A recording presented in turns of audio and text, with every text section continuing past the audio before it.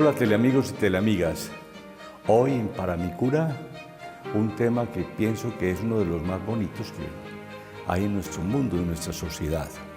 Vamos a hablar de los niños y las niñas, claro está. Pero buenas noches, Padre Gerardo. Buenas noches, Padre Juan Guillermo. Buenas noches, queridos teleamigos y teleamigas. Como usted lo acaba de decir, hablar de los niños, ¿no? Este tema se puede ver desde muchos ámbitos, desde muchas realidades. Menos mal, Padre Juan Guillermo, históricamente hemos ganado en el cuidado de los niños. Recordemos que los niños anteriormente no eran muy apreciados, ¿no? Incluso en la época de Jesús eran incluso olvidados, eran olvidados y maltratados. Y hoy tenemos otra visión que precisamente el Padre Juan Guillermo nos va a hacer la introducción de este tema, Padre. Sí, antes ni las mujeres ni los niños. Pero hoy hablamos de los derechos de los niños, que prevalecen sobre los derechos de los grandes. ¿Qué es un niño? Un niño es una aventura. Un niño es un personaje que desconcierta. Tratemos de buscar qué hay en un bolsillo de un niño y podemos encontrar canicas, un trompo, un lápiz, hasta un cucarrón, cualquier cosa, lo más inesperado. ¿Por qué? Porque un niño se entretiene o nos entreteníamos, porque ahorita si buscamos el bolsillo de un niño, lo primero que sale es el celular. Todo ha cambiado, ¿no? En esa época, siglo pasado, no hace mucho, pues sí, encontrábamos los elementos con los cuales nos divertíamos y jugábamos y pasábamos horas y horas con unas tapas, con unas canicas, jugando a la Vuelta a Colombia o jugando soldados libertados, pelota envenenada, todos estos juegos propios de infantiles, ¿no? Hoy eso ya no se ve. Hoy está el niño pegado a una tablet, haciéndole clic, clic, clic, clic, clic, clic, clic, clic, y un muñequito saltando, y otro comiendo galletas, y todo pasó a la electrónica. Pero qué rico fue esa época. Es un dicho que todo tiempo pasado fue mejor. Este tiempo también es mejor, porque hay muchas cosas buenas detrás de la informática aplicada a la educación, a los niños, a los juegos, a la recreación. Pero sí, de la época nuestra, cómo nos divertíamos con un talego, una bolsa y una piola, y era una cometa. Necesitábamos era el viento para poder elevarla.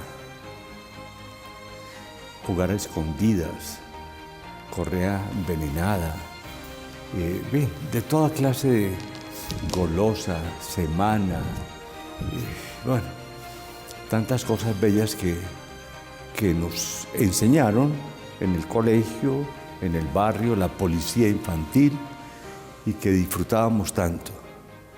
Pero llegó un momento de una influencia externa que nos habló del Halloween, y ahí empezó a cambiar el escenario. Claro, Padre.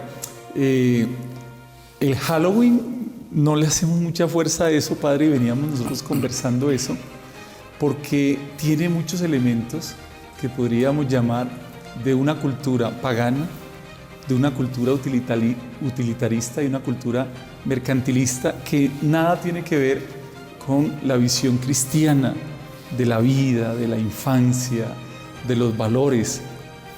Vamos a leer el texto que nosotros siempre echamos a la mano en este tema cuando hablamos, y es San Mateo 19, en el versículo 12 en adelante, cuando habla de la bendición de los niños. Dice así el texto: entonces le presentaron unos niños a Jesús para que les impusiera las manos y rezara por ellos. Los discípulos los regañaban, pero Jesús dijo: dejen que los niños se acerquen a mí y no se lo impidan, porque de los que son como ellos es el reino de Dios. Y después de imponerle las manos, continuó su camino. Palabra del Señor. Gloria a ti, Señor Jesús.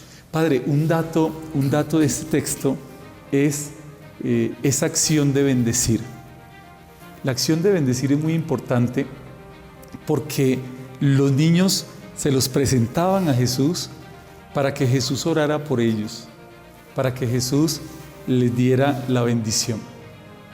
Qué hermoso que nosotros, porque la palabra bendición significa decir bien, ¿no? Que nosotros podamos desearle a los demás el bien y no el mal. Y eso es lo que hacía Jesús, ¿no?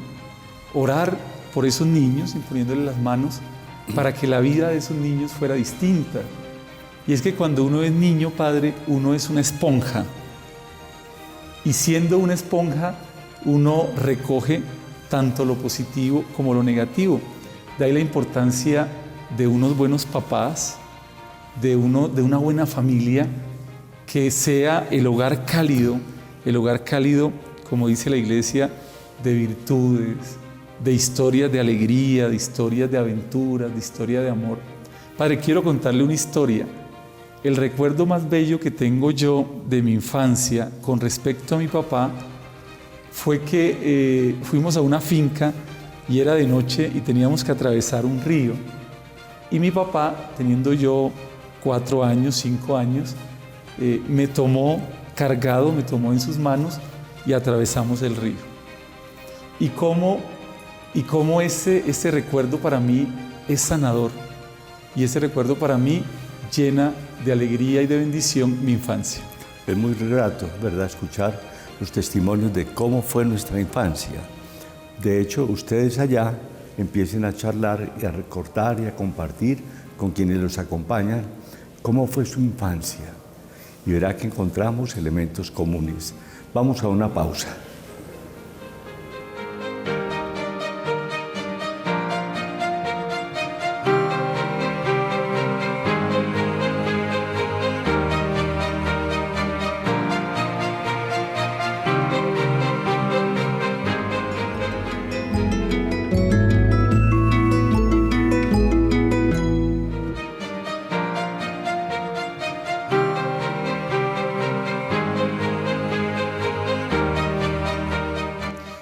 Estamos entonces, Padre, reflexionando sobre el tema de la infancia, el tema de los niños.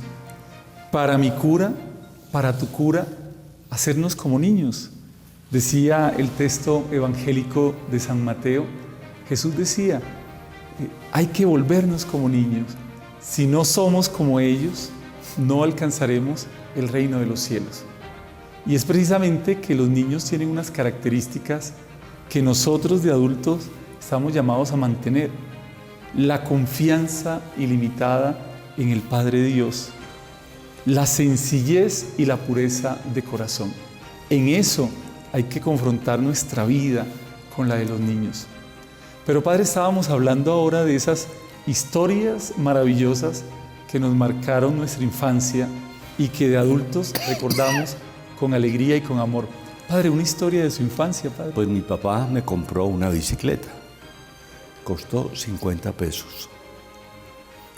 La marca Monarch era las más famosas. Y bueno, él trató de enseñarme y me montó en la bicicleta de una bajada y yo me fui. Fue mi primera aventura de niño en bicicleta.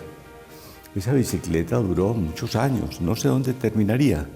Pero fue un gesto de mi papá. Nos preguntan sobre el tema de los disfraces. Los disfraces no son malos. Lo malo es lo que puede haber detrás del disfraz. Hay una filosofía que se fue extendiendo del ateísmo. ¿Qué significa la filosofía atea? Significa pues que Dios no existe. Al no existir Dios, entonces, ¿quién lo reemplaza? Entonces aparecen superhéroes. Esos superhéroes usan unos trajes que se convierten para nosotros en disfraces. Superman, Batman, Robin, el Hombre Araña, Aquaman, Mujer Maravilla, la Superabuela, los Supersónicos, toda una cantidad de...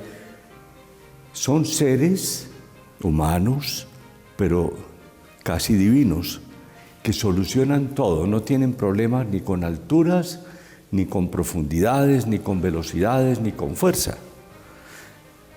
El tema de la filosofía atea es: muera Dios, viva el superhombre. Y estos superhéroes, superhombres, son los que han impactado la mentalidad de los niños, que algunos hasta se lo han creído y han saltado en un tercer piso con situaciones trágicas. ¿Por qué? Porque el niño en su inocencia y el deseo de descubrir un modelo, al comienzo mi héroe era mi papá, pero después, con tantas películas, los héroes descartaron al papá y se convirtieron en personajes fantásticos. Y ahí entonces el disfraz, sí, pero lo que hay detrás del disfraz, eso es lo grave.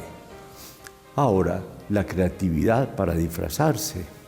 No todo tiene que ser con los superhéroes, sino hay otras formas, hay otro tipo de héroes.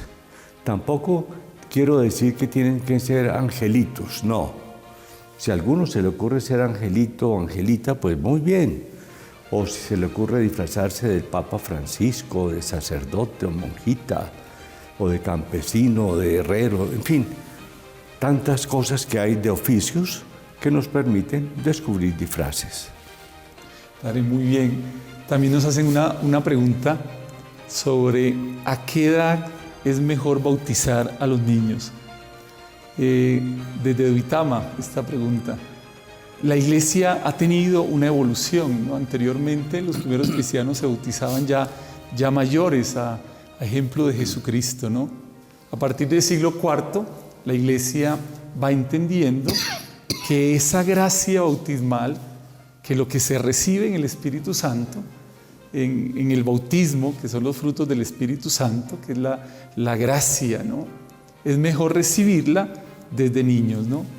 Desde ese presupuesto, a los niños hay que bautizarlos cuanto antes para que reciban esos dones, esos regalos de Dios, de Jesucristo y de la Iglesia, entendiendo que esto es un proceso, ¿no? Porque después llegará, mediante el cuidado de los padres y los padrinos, llegará el momento de confirmar esa fe que se le dio al niño en el bautismo mediante el sacramento de la confirmación, ¿no?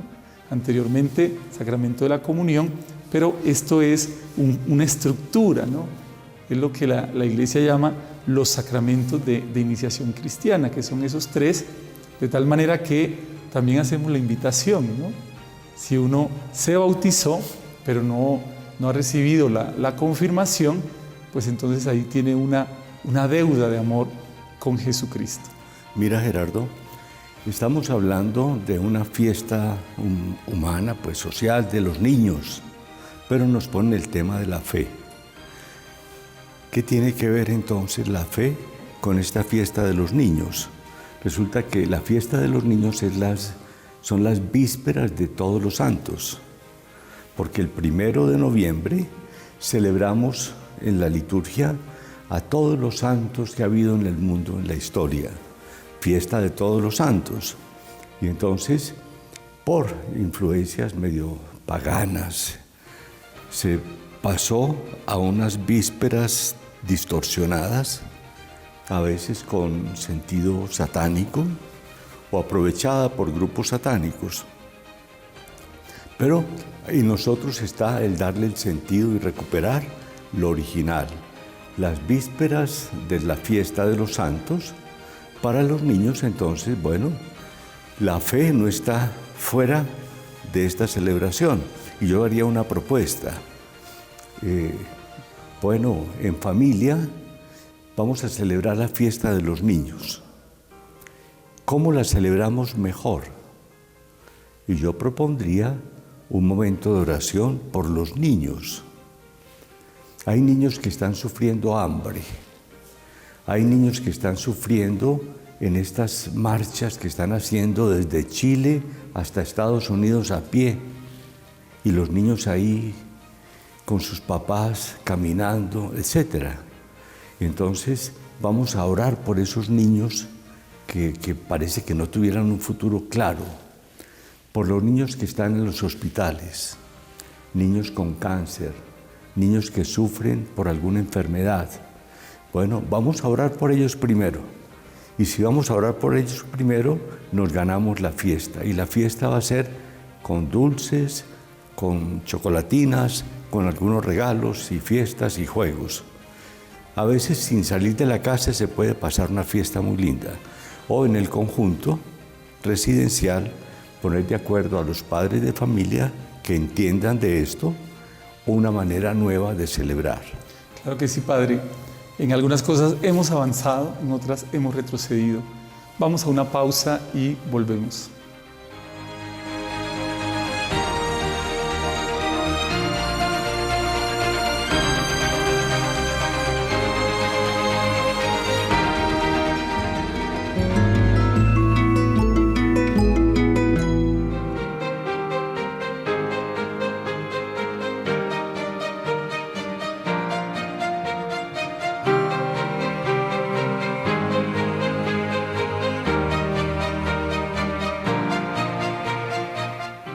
Bien, queridos teleamigos y teleamigas, estamos entonces orando, reflexionando sobre este tema de la infancia, de los niños y las niñas, de su cuidado, pero también del abandono del que muchas veces sufren nuestros niños. En esa última parte, que ya es la parte como de poner a los pies de Jesucristo nuestra oración, nuestra contemplación, quisiera también otro testimonio, ¿no? El primer milagro que yo vi en mi vida, Padre Juan Guillermo y queridos teleamigos, fue precisamente, estaba yo muy enfermo y en la cuadra donde yo vivía había un grupo de oración que dirigía una profesora que se llamaba la profesora Nidia. Entonces yo en mi enfermedad le dije a mi mamá, le dije: mami, lléveme donde la profesora Nidia que ore por mí.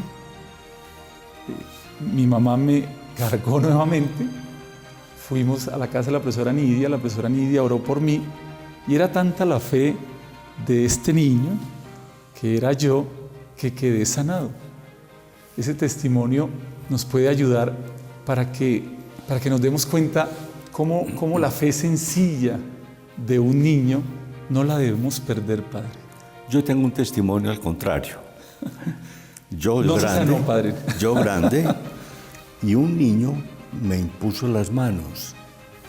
Yo me tuve que arrodillar para quedar a nivel de él y el niño oró por mí. O sea, el testimonio es a la inversa. Claro. Pero yo quedé sorprendido. Y yo he contado varias veces que los niños a mí me han enseñado, y entre ellos pues Santiago, que me enseñó a orar en la fórmula más simple: Dios sí. Postrado ante el Señor, decir Dios sí. Padre, es que precisamente Santa Teresita del Niño Jesús, la patrona de las misiones, que celebramos el 1 de octubre, su doctrina, se puede decir así, la denominó la infancia espiritual. Es decir, cómo en la vida espiritual nosotros debemos mantener esa relación de confianza, de amor, de entrega frente a Dios, que no es un Dios castigador, no es el Zeus, el Dios del trueno griego, sino es el Abba de la misericordia, el Padre que está con nosotros, que nos acompaña. Y cómo también podemos tener esa relación con la Santísima Virgen María.